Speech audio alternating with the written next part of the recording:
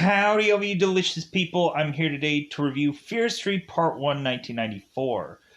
So immediately, this comes from off an adaptation of the R.L. Stine book that immediately, I guess, will tell people that, oh, hey, like, they're trying to use names and they're trying to use, like, names like Scream and words like stuff to, like, sell you on this product which feels really cheap.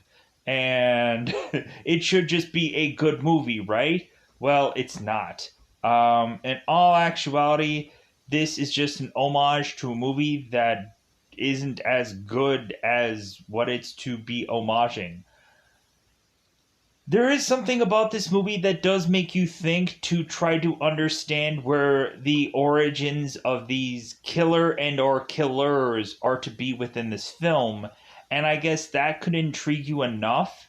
Really, there is a kind of like backstory of how quite possibly a killer or killers could be in this film, and that is to attach to a kind of nursery rhyme esh like approach in this film. Like they're just kind of throwing the kitchen sink into this film, but also this movie is to really just sell you on other things, to sell you on other killers that are to be in other films, which I don't like that approach at all. It's basically just like, hey man, we just wanted to freaking just have you buy into something else rather than this movie that you're watching here. Like, it's just going to be what it is. It's going to be good enough to just get people into investing in other things until eventually they realize that basically it's just copying and pasting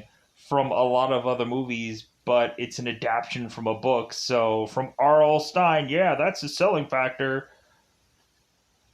No.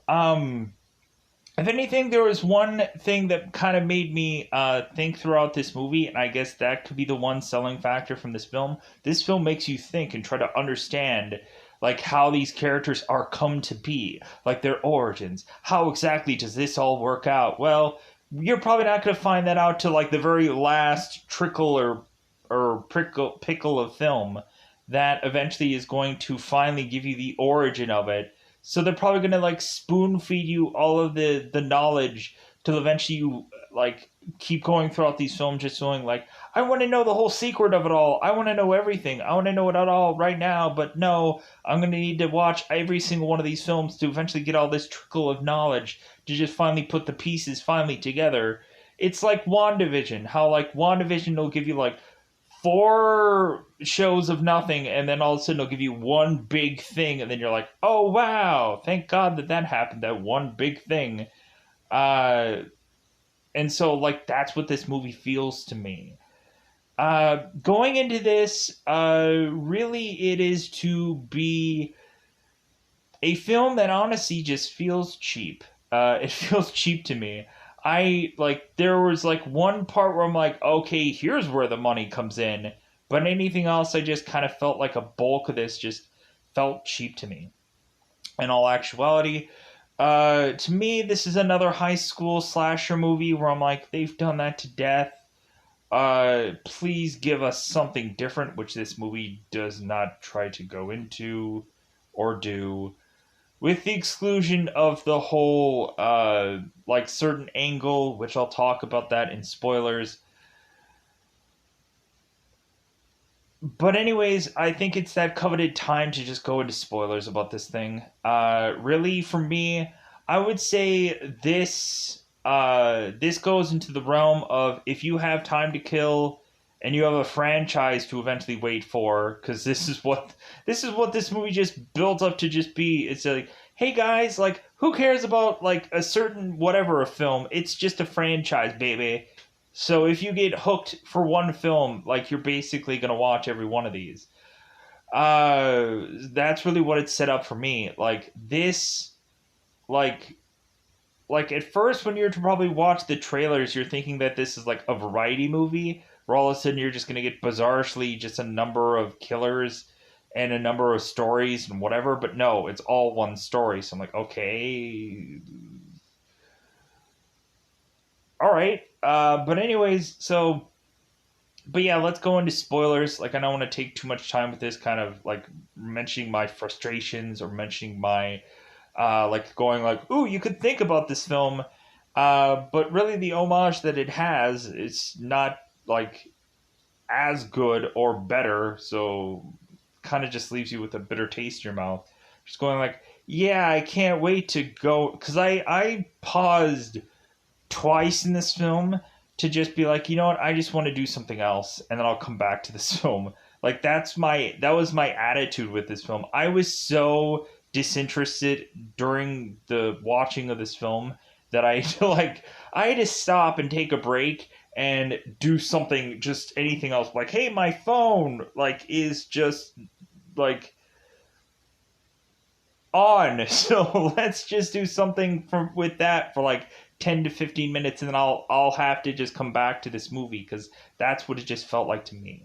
So with that said, let's just go into spoilers about this one, because I just want to call this one a review. And then if this movie is trending, you're more than likely going to see another one being popped up and done.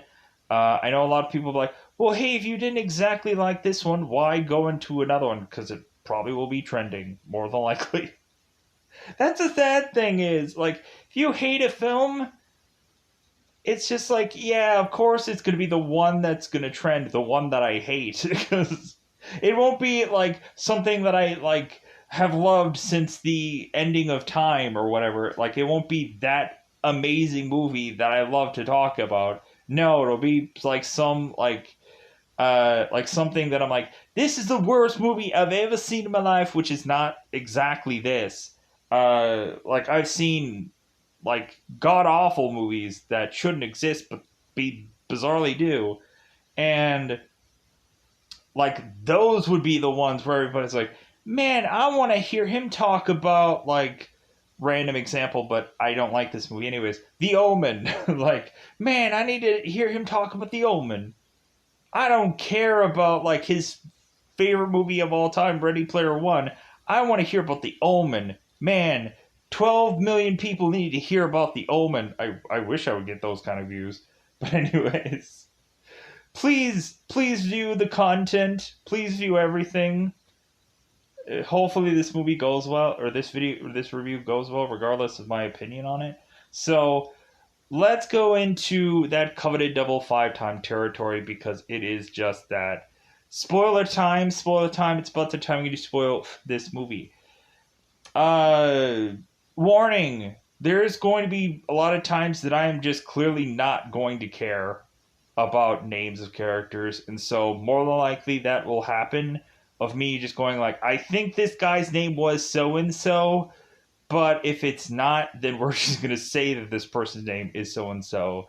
But that'll be a rare occurrence in here, but let's get into it. So, this movie is to take place into two different cities.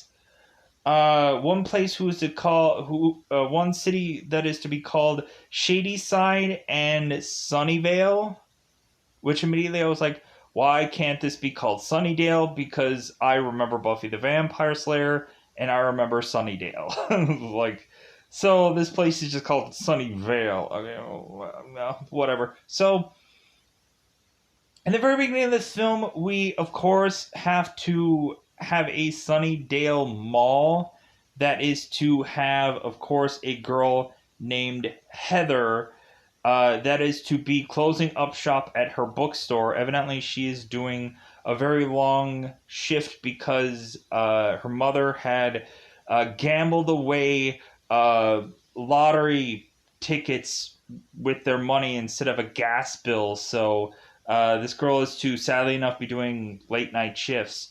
And she is going to be doing it with some guy named Ryan, who is to be working at some like Hot Topics Spencer shop, where it's to be like some novelty thing where there's just a bunch of random crap that's usually in there. I'm sure there was uh like uh like beer shot bottles or whatever, or shot little cup things that are about like yay big, about the size of your nose. So, follow your nose. Unless you have a nose like mine, then maybe not. But anyways, so Ryan is to go and call this blow up girl that he has. Like he ends up calling her like this crappy name that I'm like, God, this script feels like amazing. Like, man, this like the whole event of like the first 5 minutes of this film just really got me so riveted of just wanting to watch this whole entire film. Like 5 minutes in, I'm like, I don't want to watch this film anymore. But let's like, cause this script is just garbage. It felt like garbage to me. It felt like I could just eat it right now and just. Anyways, so going into this, so Heather is to lock up for the night, and all of a sudden, Ryan was to hear some sweet nothings being whispered into his ear, and bizarrely, that sweet nothing was to be a witch that was to be like, come hither, Ryan, you need to kill people for the rest of your life. And that rest of your life is going to be forever. Because you are born to live forever. Queen style, baby. So, Ryan is to all of a sudden decide that he needs to go and find a costume that looks supposedly ghost-faced-ish, like, because homage to Scream, even though this is not that kind of caliber of movie. So, Heather is locking up, and all of a sudden there is to be a thing in the background that is to be swooshing by. And Heather is like, what was that? Could that be a killer on the loose? Who could this be? I need to figure this out. And so all of a sudden there are to be sounds that are to be going on. Like, I think there was also, like, some, like, janitor of sorts that was cleaning up, but I think he also was, like, a graffitiist, and so, whatever, it is what it is. So, Heather is to eventually just, like, okay, like, you, whoever you are, you scared me, like, good for you, you accomplished your goal, whoop-de-doop-de, show yourself. So, eventually this guy is to show himself by taking a knife and stabbing Heather through the book. Because this guy was going to stab Heather through the chest, but there was a book in the way, so the guy just couldn't get the job done. He's an awful killer. So Heather decides that she's going to go and hide behind a spot of sorts and try to call the cops. And the cops are just like, well, hey, hello, because Heather eventually, like, goes and runs off to try to avoid getting stabby with the killer.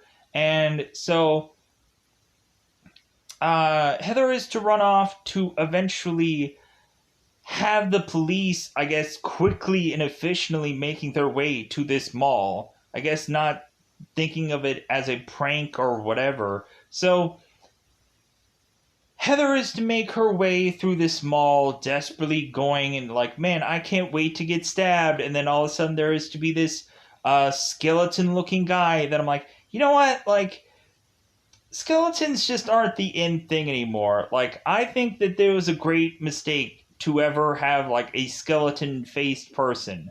Like, I think that is just, like, take it from me, a person that knows good and well, when you should just stop ever doing a skeleton face on a profile thing or a killer or whichever. I think that the whole skeleton theme altogether is just no longer a good quality thing to have anymore. That's a joke. It's a joke. So, I wanted to pull at that because I actually thought that the killer looked cool, but I was also just like, this feels like a cheap costume. Even though it looks cool, still cheap. Anyways, so Heather is to eventually get like stabbed to the point of getting knocked down, and then the killer is to go on and be unmasked by Heather. And so then the killer is going to go out of his way to stab Heather in the heart. Because I guess bizarrely, when this witch is to channel this killer, I guess the first person that he is to be around is to be the person he is supposed to kill. And I'm like, did Heather have some connection to like the witch? Did like Heather like see the witch at some point in time? And like, because there's bizarrely some connection with the people that the killers kill in this film, but I just don't quite like have my absolute finger on everything. But anyways, so of why, like, I was trying to like come up with some kind of reason for why Heather was to be killed here, but like I couldn't figure it out. Besides, like, I guess she's like a Stranger Things actor, and maybe she's like related somehow or another to like some Drew Barrymore, or I don't know. It's weird. But anyways, so Heather gets stabbed in the chest, and so we have our trusty sheriff, who is to be called Nick Good, or Sheriff Good, who is to shoot said skull mask through the head and, of course, kill him off. But here's the thing. These monsters are born to live forever, and so they're Highlander styling it in this movie, to where, like, you could basically drop a bomb and a nuke on these people, and it does nothing, which is great. Because everybody loves a Deadpool or a Lobo, basically saying a killer with a healing factor, like a Jason Voorhees would be more notable, but like I went the comic book route rather than the known killers who do not die route. So, anyways, Heather is to sadly die, and that is to also lead us to magically and deliciously assuming that eventually these killers are to come back to kill yet again. They have to. They need.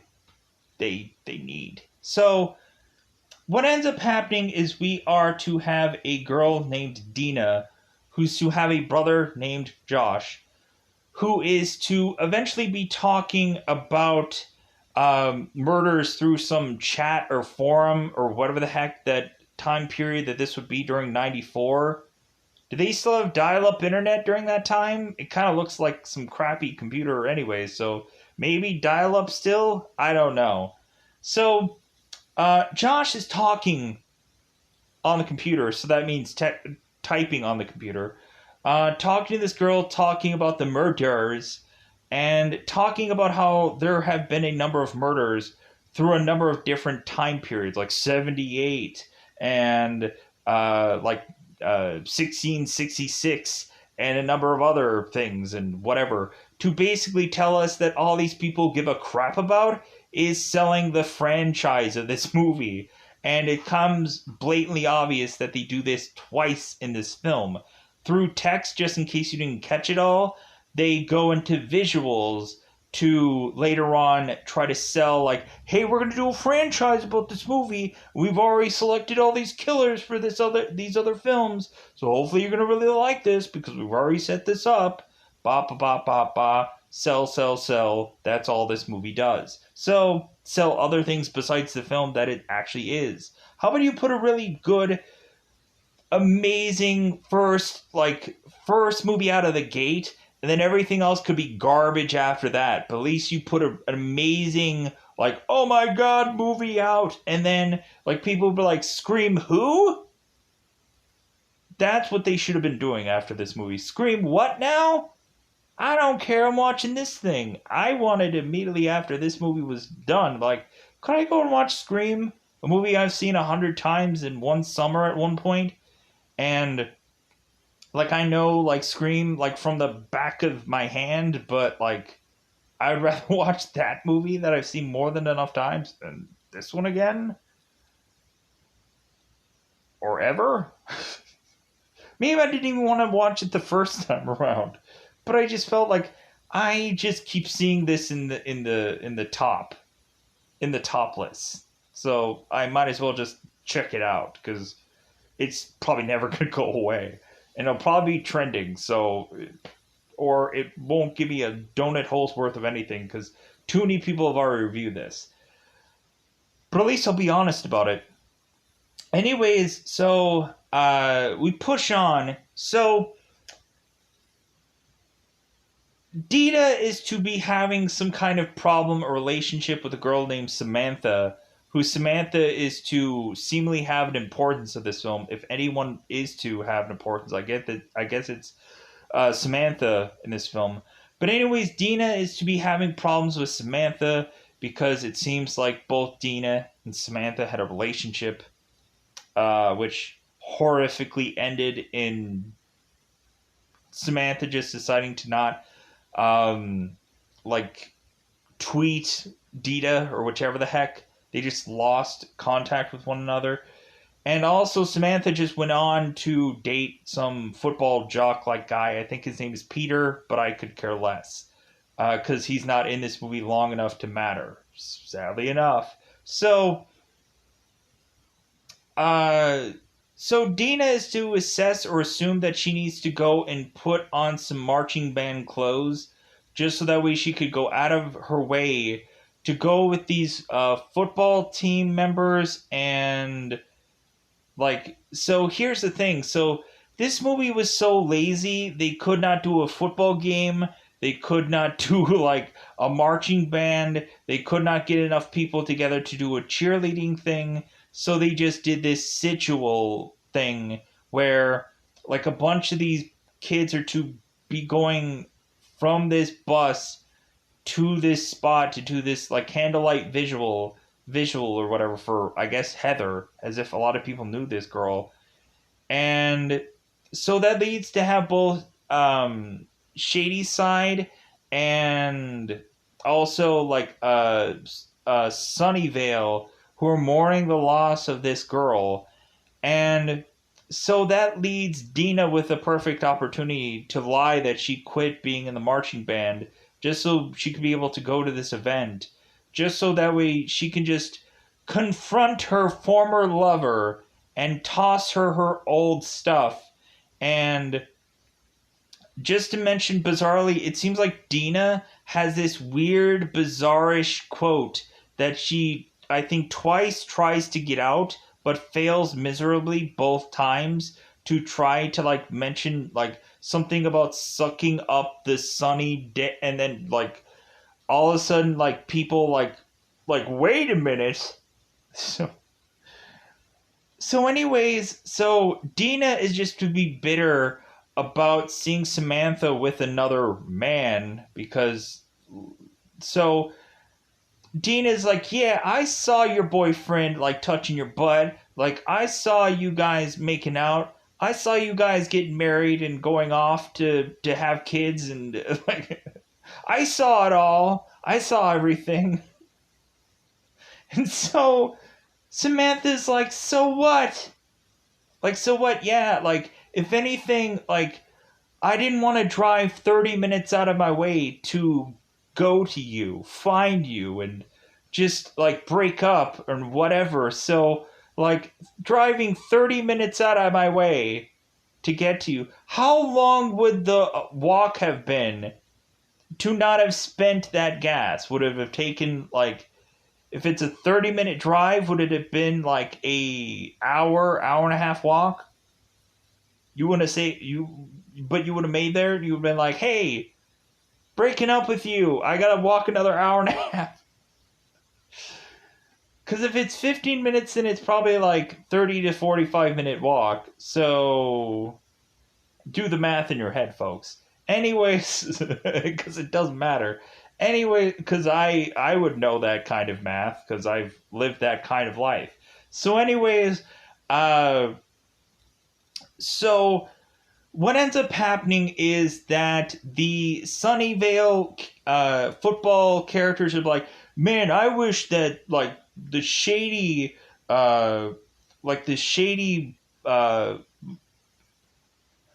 side like town didn't even exist. Like, I just think that, like, all those people should be, like, abolished or whatever because they're the shady side witches. Oh, like they caused all of this, any murders and any bad things, any bad juju that is to like come onto any part of anywhere is because of them. And then like the other shady side football characters like like, hey, why don't you just shut the F up? How about you just go ahead and put on a skull mask and like just shut the F up? So after this whole candlelight visual or whatever, people are to be sent to go home. These shady sign cats are to go on to their bus and drive on home.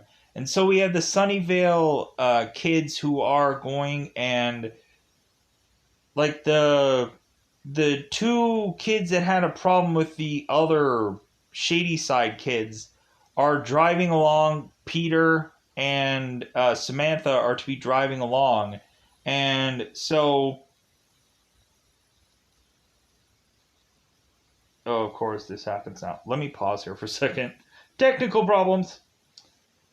And we're back. So we push on here, and so what ends up happening is the shady side kids are driving off with their bus, and so the Sunnyvale kids are going and taking and viciously chucking liquid onto this bus, like basically chucking like bottles of water or whatever the heck onto this bus.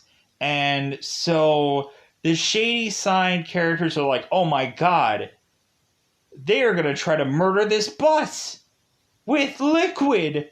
Oh my god, we need to retaliate in kind because we need to have all of a sudden had like a jug of Gatorade at a light, at a sigil of sorts.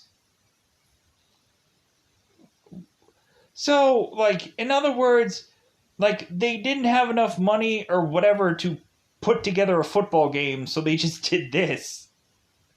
Whatever. I just don't understand this. And why are these kids all wearing football colored jerseys and stuff if not to play football? But again, with, I guess, high school, like, kids will just wear jerseys just because they can wear jerseys. But if, like, I'm not going to wearing a football jersey at a candlelight visual. Like, to me, I would just be like, I'm just going to wear whatever I'm going to wear. Because why would I be wearing my jerseys? But whatever with these people. So, the Sunnyvale guys are wearing Sunnyvale jerseys. And Samantha is not wearing a mask. So anybody in the brother could tell who exactly these people are. So why are they wearing skeleton masks? It seems stupid, but I guess, like with the whole, there being recently a skeleton mask killer, I guess, like this just brought them, but also it helps out the story later on because this story needs to be helped and nourished and watched over like a hawk because it needs some helping hands. So, what ends up happening is that Dina is to decide, well, hey, like, we're going to go and open up this fire door exit and just chuck out this Gatorade and see what happens after that. Maybe they'll stop. And so they open up this door, chuck out this Gatorade because flashing them with some guy's butt isn't good enough. I think that guy's name was Simon.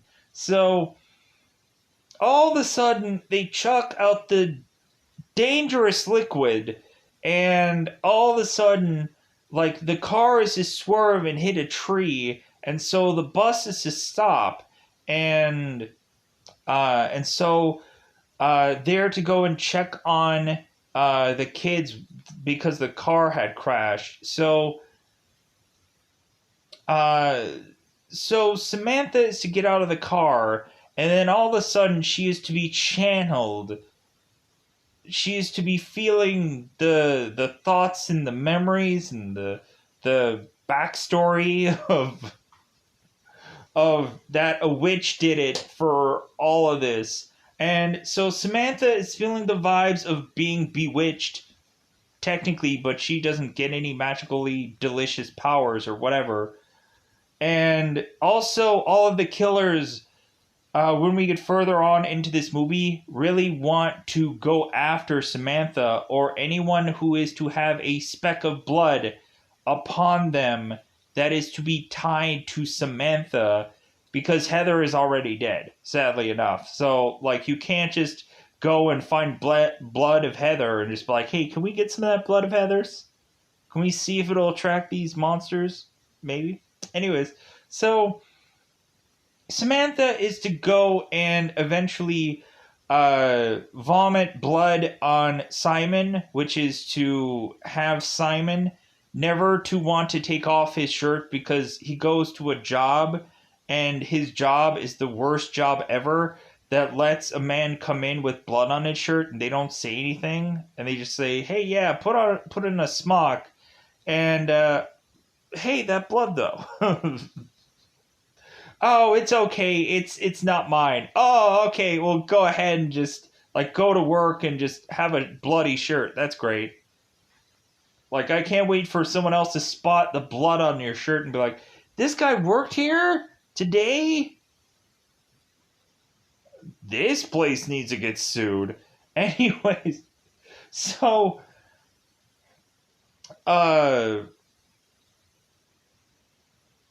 also, I think we had Dina who had blood on her shoe. And, like, everybody, I guess, somehow or another just had, like, blood on them. They got, like, blood, like, somebody, like, Samantha just farted blood on everybody. And so, like, or, like, not farted blood, but it's a joke. Like, Samantha just, like, sneezed blood on everybody. And they got severely bloody. Just everyone. So, pushing on. So, Samantha is to go to the hospital with Peter, and Peter is talking about those shady side rival characters. I have to just be angry and upset about them. This all wouldn't have happened if it weren't for those shady side people.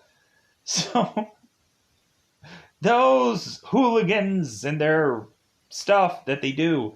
Anyways, so what ends up happening is Kate ends up going home after being a cheerleader, the cheerleader girl, and Kate is to be babysitting two girls that she is to basically give drugs to. Wow. It's great. This is a great movie. This is...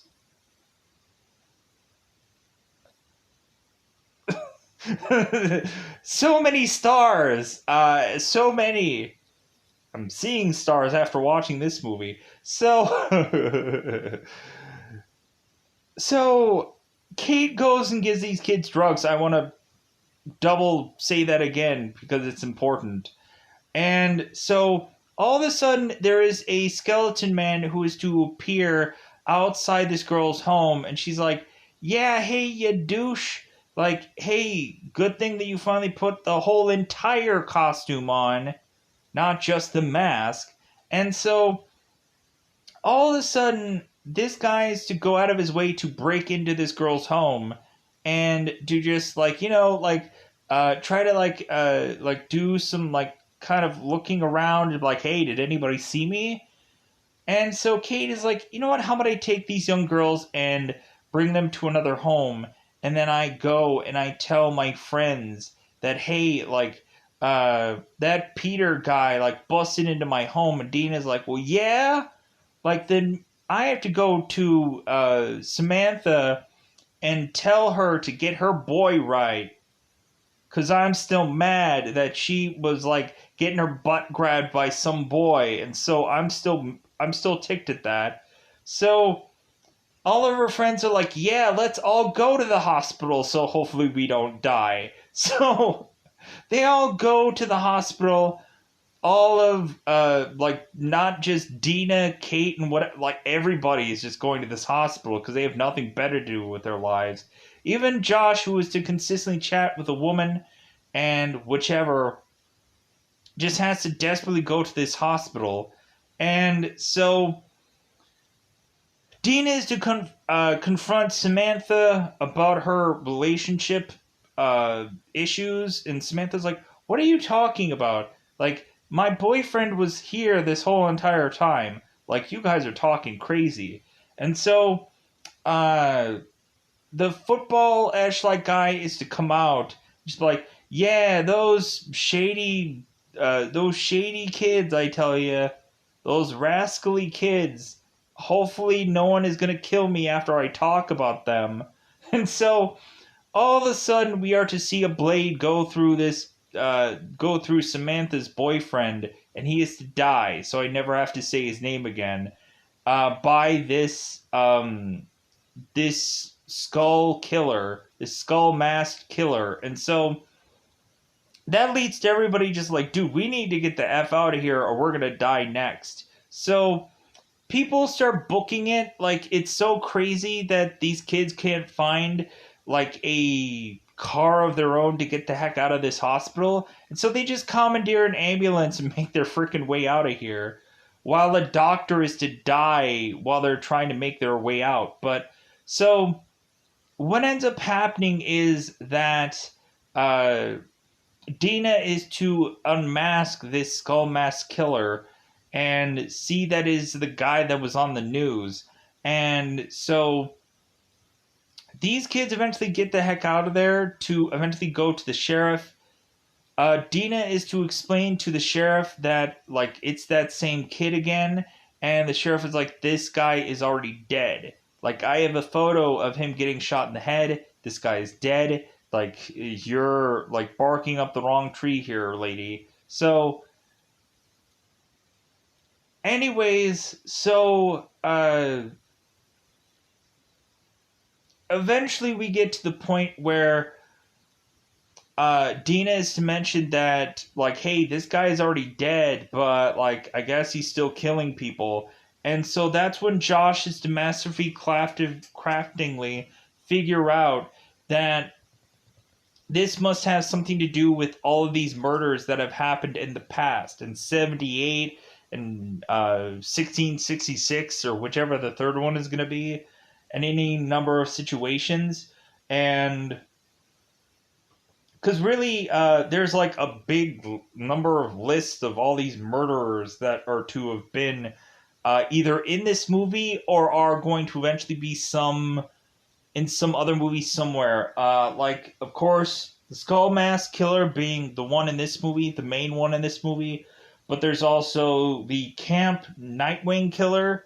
There is to be Ruby Lane, who is to be the shaving razor killer, basically the Sweeney Todd-like killer that eventually will be in a part of this movie, as well as the other Nightwing character that I mentioned. The Milkman Killer, yeah, that sounds great. The Humpty Dumpty Killer, which I couldn't even, like, how the heck are they going to do that? Like, I'll be interested to see eventually when that franchise comes to life, which probably will never happen. Because there's not already an image set to what that is. The Deformed Boy. Billy Baker, Murderer. The Grifter. That's basically the Friday the 13th knockoff character. Isn't that great? He drowns people. Man, that's great. The Farmer of the Dead Rampages? Sure, okay. And the Pastor Miller. Sure. And then, of course, Sarah Fryer is the witch who had gone and been accused of witchcraft, and so she cursed the town because she had been going ahead and just being accused of being a witch. So, sucks to be her. Maybe she shouldn't have been, like, weird. And plus, also, technically, they were right. Like, she was a witch because she cursed them afterwards. So anyways, so going further on into here, so now they are to want to like figure out, because eventually all these kids are to eventually go their own way, and eventually they are to start seeing killers trying to attack them because of the blood that they are to have on some part of their clothes. Simon is to eventually find the razor blade killer, the Sarah Lane, and we find that this girl is to be singing this song. And oh, talking about the soundtrack in this movie, it feels like blatantly like they're taking like the greatest hits of a certain time period and slapping it all over this movie. Like the music doesn't even make sense to what the heck is even going on. It's just like, hey man, we needed like a bunch of songs to just fill time, and so that's what all of these are. I'm gonna have to probably pause here to do a little bit of a reset here for a second. All right, because like when the mall was to close, like the song that they played when the mall was to close was like, why would any mall be playing this song? It like just has to be some random like song that they have that like they just needed to use to just fill time, because this is like the greatest hits of Netflix just needs money to blow to, hey, here's a song that we can just put in here that doesn't make sense. Like a bulk of most of this soundtrack was to just not coincide with stuff that was happening in the movie. It was just weird. So but anyways, Simon is to eventually like get to this Sweeney Todd like character, but eventually he is to avoid her and get away from her. Uh, Eventually, the Nightwing killer is to make his entrance to eventually try to kill some of these people off, but eventually they basically get away from these people. Uh, Really, I think that was probably a bulk of what I saw in this movie. I thought there was more than three, um, but I guess the other person was really just Sarah, because I don't think there's another one that happens in here. Nope, not from what I remember. So, so we push on to, uh, have them decide to all break into school, so that way they have this master plan of like, well, hey, like, how about we do this trick where we take Samantha's blood and we trick these monsters into going to one certain location, and then they go in there, and then we like put an explosive in there for them to just die. And so, like, yeah, that could be a great plan, because we can't shoot them, so maybe just blowing them up would be a good enough plan. Also, we have all these kids who go into the Lost and Found to try to exchange their clothes, so that way they no longer have the blood of Samantha on them. And so Josh and Kate end up making out with one another because they realize that they're probably going to die soon. And so Samantha and Dina also make up, and while making up, they also make out. And so Simon, who is now basically the fifth wheel of all this, he's like, oh, you guys were both like doing it in the bathrooms, so I was just the guy that was just like here. Great. So, uh, so they do this trick to lure these people with this blood into this room. They take Samantha and put her in this bathroom stall, and eventually they like do some trick to where she can go into the ventilation of going into yet another room. And so then they explode this entire bathroom. And so they're like, okay, well, let's see if these things are dead or not. So they go into the room, and all of a sudden they start to see like a liquid metal T-1000 moment of this. Or in my kind of term or phrase, like a Lobo situation. Lobo is a DC comic books character. Check him out, he's really cool. where all of a sudden we have like the body parts of formerly murderous person is to reform to all of a sudden become this hand that is to grab onto these people. And so they're like, man, like these things are unstoppable. We can't take these things down. They're born to live forever. They're freaking Highlanders. So what do we got next? And so Kate is just like, you know what? Let's just sacrifice this girl to these killers and be done with this. And so Dina is like, you know what? I probably have an even better plan. Like, if anything, considering it seems like everybody wants Samantha to die, what if she died for a very short period of time and came back to life? Wouldn't that call this all like to be done? To be like, wouldn't that technically have worked then? So that way this could resolve all this? And everybody's like, well, wait a minute. Yeah, maybe that could be the plan that we could put together. Also, they eventually find out that there was some other person that survived all this before, like the Final Destination sequel. And so they end up calling this woman up to eventually just get an answering machine. And so, like, they're asking, like, her, like, hey, help us try to figure this all out. And they don't get an answer till later on in the movie where, like, the whole thing of it doesn't really matter. So, because I'm sure these people aren't going to be involved in another movie, or eventually will come back and like be like, hey, we're going to come back to this at a later point when these people are much older, and like we're going to see a different time period that happens later on to just kind of conclude this whole thing. So, because I'm sure that's what's going to happen. Like, hey, remember the first film? Well, this is the other film. Because it Chapter 2 is a thing. So, so pushing on. So,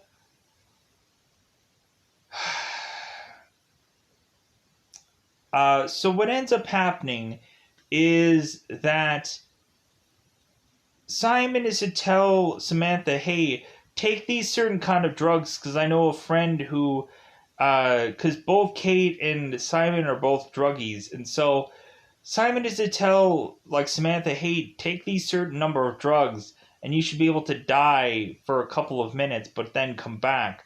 We'll like inject you with some like kind of like heart drug that kind of makes you come back alive, which I guess is like God, what is it called?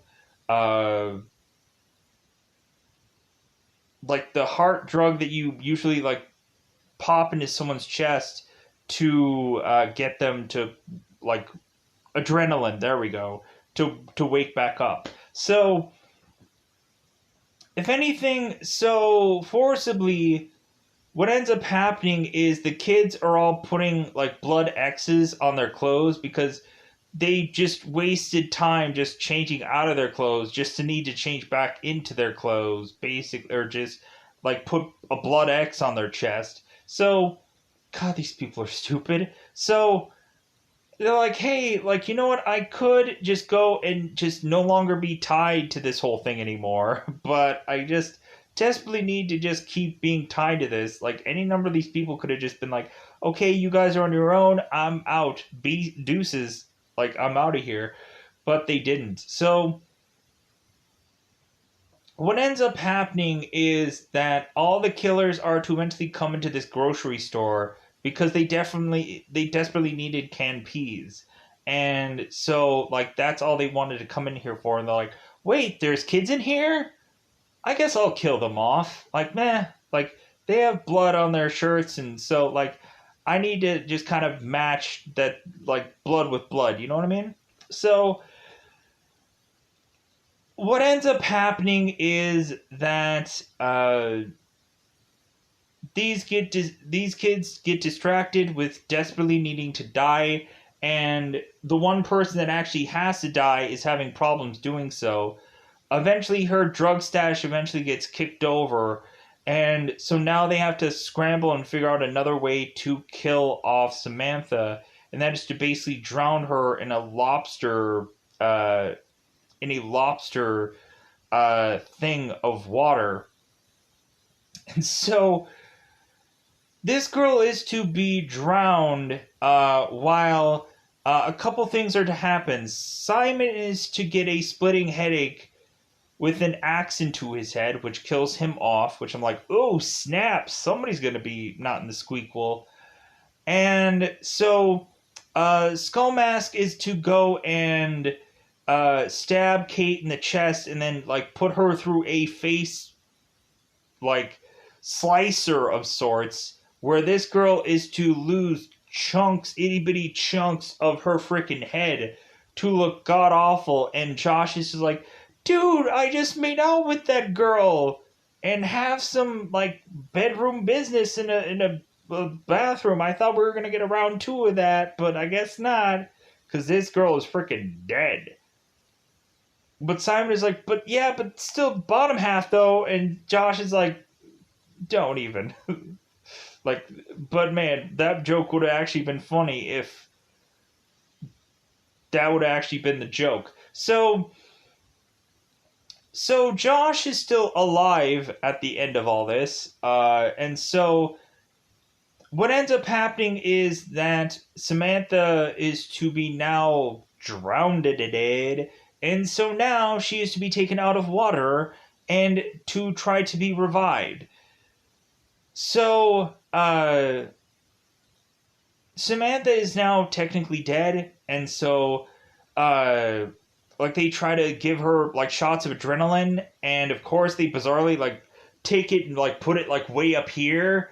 They, like, don't even put it, like, in the heart. They just put it way up higher, I guess, thinking that, like, it'll easily just go through the bloodstream somehow or another, but it doesn't. So, plus, these look like diabetes pins. It doesn't look like adrenaline. It seems weird.